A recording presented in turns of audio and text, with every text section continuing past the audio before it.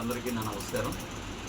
గత 2 రోజుల నుంచి నా పైన అనేకమైన ఎలిగేషన్స్, ఆధారాలు లేని ఒక ఆరోపణలు చేస్తూ నేనేదో పెదపట్నంలో నా అధికారాన్ని అడ్డం పెట్టుకుని అధికార దుర్వినియోగంతో రాజకీయ నాయకుల అండతో నేనేదో 40 ఎకరాలు భూమిని ఆక్రమించానని నా మీద చేస్తున్నటువంటి ఎలిగేషన్స్కి సంబంధించి ఎక్స్ప్లెనేషన్గా ఈరోజు మీ ముందుకు రావడం జరిగింది.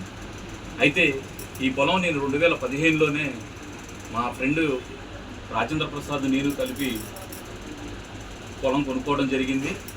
తర్వాత అక్కడ ఉన్నటువంటి లోకల్ వాళ్ళు ఉన్నటువంటి వాళ్ళ భూములు కూడా చెరువులతో అవుతాయి, మావి కూడా చెరువులతో మేము లీజ్కి ఇవ్వడం జరిగింది.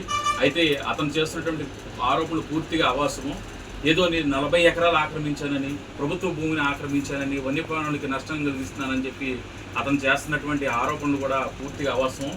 కేవలం ఆ ఆరోపణలకు గల కారణం ఏంటంటే అతను ఎవరో కాదు, స్వయానా నా చెల్లెలి భర్త. అతను నాకు గిద్దలూరు ప్రకాశం జిల్లాకు చెందినటువంటి వ్యక్తి. డిఎన్ఆర్ లా కాలేజీలో నాతో పాటు లా చదువుతాకు వచ్చి ఒకటే కులం అని చెప్పి నాతో ఫ్రెండ్షిప్ చేయటం, ఆ ఫ్రెండ్షిప్ని ఆధారం పెట్టుకుని అతను నాతో రూమ్మేట్గా కూడా కావడంతో మేము ఫ్రెండ్షిప్గా బాగా డీప్గా ఉండటంతో అతని మధ్యలో ఆర్థిక ఇబ్బందుల వల్ల మానేసిపోయినా సరే మళ్ళీ నేనే తీసుకొచ్చి అతన్ని ఇక్కడే ఉంచేటట్టు చూసి అతనితో వ్యాపారాలు పెట్టించి అతని చదువు కొనసాగించి అతన్ని తీసుకొచ్చి నా చెల్లెల్నిచ్చి పెళ్లి చేసి బందర్లో పెట్టి వేరే ఇల్లు పెట్టి కోర్టు వెనకాల ఒక అద్దె ఇంట్లో పెట్టాము. అద్దె ఇంట్లో పెట్టిన తర్వాత అతను ఆగడాలో శృతి మించి మెల్లిమెల్లిగా అంచెలంచెలుగా అతని యొక్క ధోరణితో అతని యొక్క చాకచక్యంగా ప్రాక్టీస్ని పెంచుకుని మా చెల్లిని అనేక రకాలైన ఇబ్బందులు పెట్టి ఆవిడ్ని మానసికంగా శారీరకంగా బాధ పెడుతూ అనేక రకాల పిల్లలతో సహా కనికరం లేకుండా ఒక రాక్షసుడిలాగా ఆవిడ్ని మానసికంగా వేదనకు గురి చేసి ఆవిడికి విచక్షణ రహితంగా కొట్టడం తట్టుకోలేక వచ్చి మా ఇంటి దగ్గర ఉంటుంది. అయితే నా పొలానికి సంబంధించి ఏదైనా డీటెయిల్స్ కావాలంటే నేను ఈరోజు ఓపెన్గా మీడియా మిత్రుల ద్వారా ఓపెన్ ఛాలెంజ్ చేస్తున్నాను. సదరు జీవీ రమణాని నేను నమ్మి అతని నాకు స్నేహితుడు అవ్వడం వల్లే నేను అతన్ని నా కుటుంబ సభ్యుడిగా స్వీకరించడం జరిగింది. ఆ రోజున మరి కనీసం కనికరం లేకుండా ఈ రోజున అతను నా మీద ఎలిగేషన్స్ పెట్టి అతని కుటుంబ సమస్యని అతను సరిచేసుకుండా నా కుటుంబాన్ని కూడా రోడ్డును పాలు చేయాలి, నా ఆస్తిని నేనేదో కొనుక్కున్నటువంటి ఆస్తిని అతను భూతత్వంలో పెట్టి డ్రోన్ కెమెరాలతో షూట్ చేసుకొచ్చి 40 ఎకరాలు ఆక్రమించుకున్నానని చెప్తున్నాడు. నేను ఈరోజు మీడియా మిత్రులు సాక్షిగా అడుగుతున్నాను.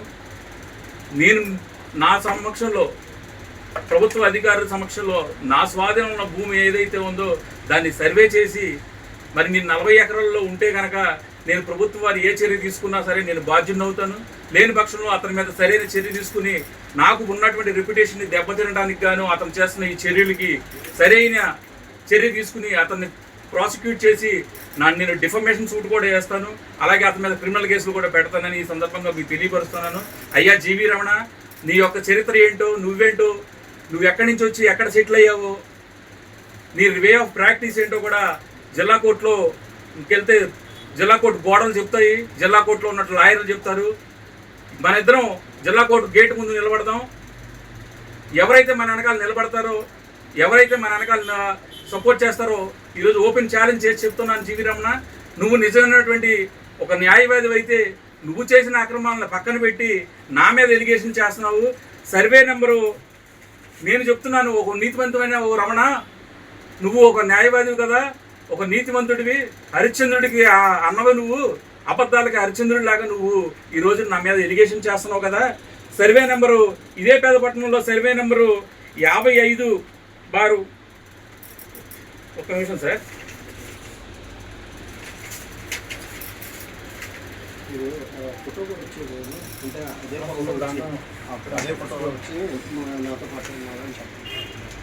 చూడండి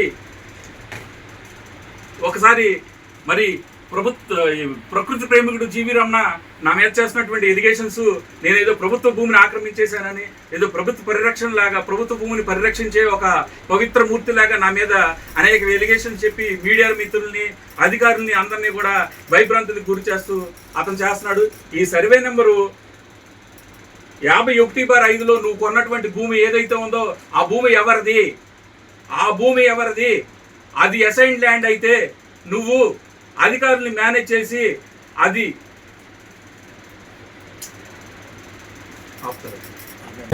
గంటన వీరేంద్ర అండి.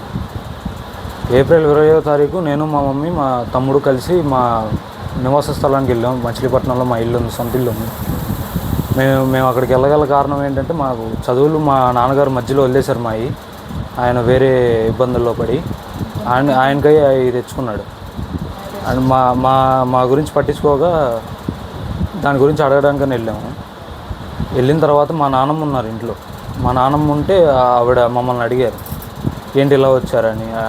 అడిగితే మా డాడీతో మాట్లాడడానికి వచ్చాము, మమ్మీ మాట్లాడాలంట అని చెప్తే వెంటనే మా నాన్నమ్మ గారు మా డాడీకి ఫోన్ చేసి కోర్టులో ఉన్న వాళ్ళని రప్పించి మా డాడీ వచ్చి ఇంటికి మా నాన్నమ్మని బయట పెట్టి కాపలాగా తలుపులేసి మమ్మల్ని లోపల పెట్టి తలుపులేసి కొట్టారు, విచ్చలవిడిగా కొట్టారు.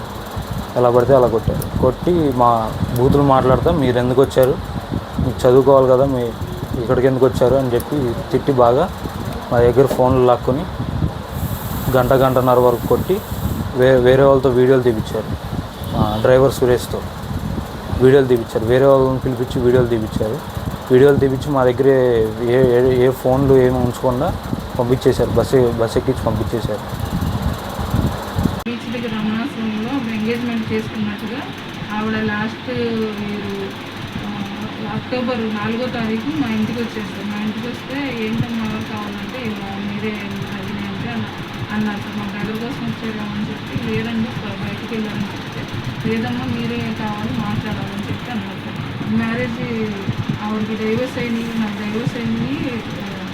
సంబంధం చూసుకుంటుంటే ఈ రమణ గారు పరిచయం అయ్యారు, వేరే వాళ్ళు కూడా నాకు మ్యారేజ్ అయ్యింది, డైవర్స్ తీసుకుంటాను, మా పిల్లల్ని కూడా ఒప్పిస్తాను అని చెప్పి చెప్పారమ్మా. ఇలాగా తీరా ఎంక్వైరీ చేసుకుంటే మాకు ఎంక్వైరీలో మీకు డైవర్స్ అవ్వలేదని తెలిసింది, మమ్మల్ని మభ్య పెడుతున్నాను ఆయన 6 నెలలు అయిపోయింది, ఎంగేజ్మెంట్ చేసి ఇంకా మ్యారేజ్ చేసుకోవట్లేదు ఏంటని అడిగే క్రమంలో ఆవిడ ఫోన్ స్విచ్ ఆఫ్ చేస్తారు, ఆవిడ ఫోన్ బ్లాక్లో పెట్టడం, ఆవిడతో మాట్లాడుతున్న తల్లి గారిని దూషించడం. కేసు అయ్యే క్రమంలో ఆయనకి ఇన్ఫర్మేషన్ తెలిసి ఆయన ఎస్కేప్ అయిపోయారు సార్. అరెస్ట్ చేస్తారు పోలీసులు వస్తారని. మా పిల్లలు విజయవాడలో చదువుతున్నప్పుడే ఈవిడ మ్యారేజ్ చేసుకునే ప్రపోజల్ ఉంది ఆయన మనసులో. పిల్లల్ని డైవర్ట్ చేయాలని చెప్పి, పిల్లల్ని తెలియకూడదని చెప్పి హైదరాబాద్లో జాయిన్ చేశారు సార్. నా దగ్గర నుంచి తీసుకెళ్ళి నా దగ్గర ఉన్న పిల్లల్ని తీసుకెళ్ళి హైదరాబాద్లో జాయిన్ చేస్తాను, ఫర్దర్ స్టడీస్ బాగుండాలి, స్ట్రాంగ్గా ఉండాలని చెప్పారని.